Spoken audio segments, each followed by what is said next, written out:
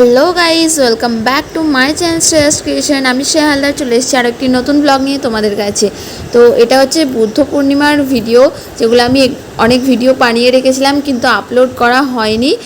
যাই হোক, এখনই তোমাদেরকে জানিয়ে দিই, শুভ বুদ্ধ পূর্ণিমার অনেক শুভেচ্ছা। বুদ্ধ পূর্ণিমা আমার বাড়ির পূজা তোমাদেরকে দেখাবো, আর বাড়িতে মামুনি সত্যনারায়ণ পূজা করাচ্ছে ব্রাহ্মণকে দিয়ে, সেটাও তোমাদের সাথে শেয়ার করব। সত্যনারায়ণ পূজার সিন্নি সমস্ত কিছু তোমাদের সাথে শেয়ার করব। আর ভিডিওটা এতদিন আপলোড করতে পারিনি, এটা জ্যৈষ্ঠ মাসের ভিডিও, আর আমি এখন আষাঢ় মাসের শেষে এসে এটা আপলোড করছি। কি অবস্থা ভাবো, মানে ভীষণ ভীষণ কাজের চাপে আছি, তো ওই জন্য এতদিন ধরে আমি ভিডিও আপলোড করতে পারিনি। কিন্তু এবার আমি ভিডিওটা আপলোড করছি, জানি না আবার পরে কোনো চাপে চলে যাব কি না। তাই তোমাদের ভিডিওটা দেখে কেমন লাগলো সেটা আমাকে অবশ্যই কমেন্ট করে সকলে জানিও। তো এই ছিল আমাদের বাড়ির বুদ্ধ পূর্ণিমার পূজা। বাড়িতে সত্যনারায়ণ পূজা রেখেছিল মামুনি। অনেক দিন ধরে ভাবছিলাম যে সত্যনারায়ণ পূজা করানো হবে, কারণ মানে অনেক দিন ধরে আমাদের বাড়িতে কোনো রকম পূজা হচ্ছিল না। দ্যাটস মানে তার কারণ হচ্ছে যে তোমরা জানো সকলে যে আমাদের ওষুধ ছিল, আমার ঠাকুমা মারা গেছিলো 1 বছর, না হলে কোনো পূজা করানো যেত না। তাই জন্য ঠাকুমার 1 বছরের কাজ সেরে তারপরে আমরা আবার সত্যনারায়ণ পূজা করছি। তো খুব শান্তি পাচ্ছি আজকের দিনটাতে। আর দেখো, মামুনি কিন্তু সমস্ত জোগাড় পূজার একা হাতে করেছে, সমস্ত A to Z জোগাড় একা হাতে করেছে। আমি বাজারে যাইওনি কিছু, মানে আমার টাইম হয়নি। সমস্ত কিছু মামুনি একা হাতে করেছে। ইনফ্যাক্ট আজকে সমস্ত ভোগ রান্নার দায়িত্ব কিন্তু মামুনির ছিল, যেরকম পায়েস, সুজি, লুচি, নাড়ু এটসেট্রা সব কিছু মামুনি করেছে। আমি শুধুমাত্র ভগবানের প্রভুর সিন্নিটা বানিয়েছি, মানে সিন্নিটা মেখেছি। সমস্ত জোগাড় মামুনি করেছে, সিন্নিটা আমি মেখেছি। মামুনি তুমি খুশি? আমাকে আবার জিজ্ঞাসা করছিল মামুনি যে আমি খুশি কি না। তারপর দেখো, আমাদের এখানে হোম হচ্ছে। তো এই হোমের মধ্যে আমাকে আর মামুনিকে আহুতি দিতে হবে, তাই জন্য এরকম মানে ভিডিওটা কোনো রকমে বাহাত দিয়ে একটুখানি করতে পেরেছি তোমাদের জন্য। শুধু ভিডিওটা একটুখানি করতে পেরেছি। এই ভিডিওগুলো অনেক দিন ধরে করা ছিল কিন্তু আপলোড করতে পারিনি। আজকে যতটুকু যেখান থেকে পেরেছি একটু করে নিয়ে সাজিয়ে গুছিয়ে ভিডিওটা বানালাম।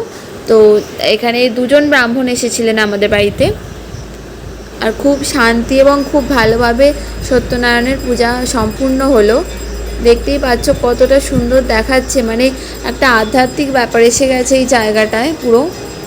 আমার ভীষণ শান্তি লাগে এরকম কোনো পুজো বাড়িতে হলে, বিকজ তোমরা জানো যে আমি ভীষণ পুজো করতে ভালোবাসি। তো সেটাই কারণ আজকে আমার ভীষণ আনন্দ হচ্ছে।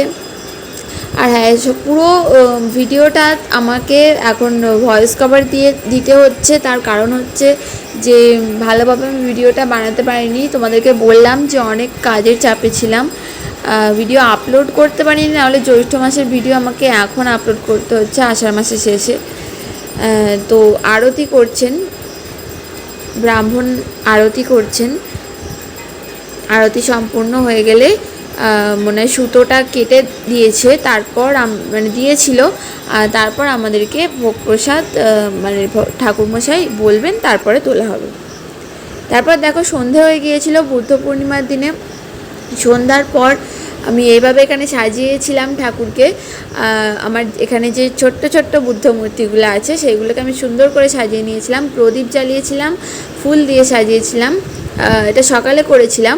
তারপর হচ্ছে এখন সন্ধেবেলায় আমি এখানে ভোগ নিবেদন করেছি ঠাকুরের উদ্দেশ্যে। বুদ্ধ পূর্ণিমার দিন বুদ্ধদেবের উদ্দেশ্যে পায়েস নিবেদন করা খুব শুভ বলে মনে করা হয়, তাই জন্য আমি পায়েস এখানে নিবেদন করেছিলাম। মামুনি অবভিয়াসলি রেঁধেছে সমস্ত ভোগটা। আর দেখো কি সুন্দর লাগছে, ফুল দিয়ে জল দিয়ে এটা একটা খুব সুন্দরভাবে সাজিয়ে নিয়েছিলাম। আমার এখন মনে পড়ছে না এটা কি বলে, ভুলে গেছি। তো যাই হোক, কতটা সুন্দর দেখতে লাগছে দেখো। এরপর হচ্ছে সন্ধ্যা হয়ে গেছিলো। তো সন্ধ্যাবেলা এই দিন চন্দ্রদেবের উদ্দেশ্যে পায়েস ভোগ নিবেদন করা খুব ভালো। এই বুদ্ধ পূর্ণিমার দিনে মানে চন্দ্রের যে পূর্ণিমার আলোতে এই পরমান্ন চন্দ্রদেবের উদ্দেশ্যে নিবেদন করে চাঁদের আলোয় রেখে সেই প্রসাদ গ্রহণ করা খুব ভালো বলে মনে করা হয়।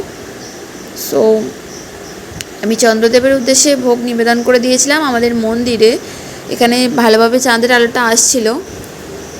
তো দেখো গাইজ, আগামীকাল বলছি আমি, আমার মাথায় গেছে, গতকাল পূজা হয়ে গেছে। আর যদি অনেক দিন আগের ভিডিও তো তাই জন্য মানে কি বলবো, কি হয়েছিল ঠিকঠাক মনেও নেই, বুঝতেও পারছি না। তো দেখো দুয়ারের দুই দিকে দ্বারঘট স্থাপন করা হয়েছিল।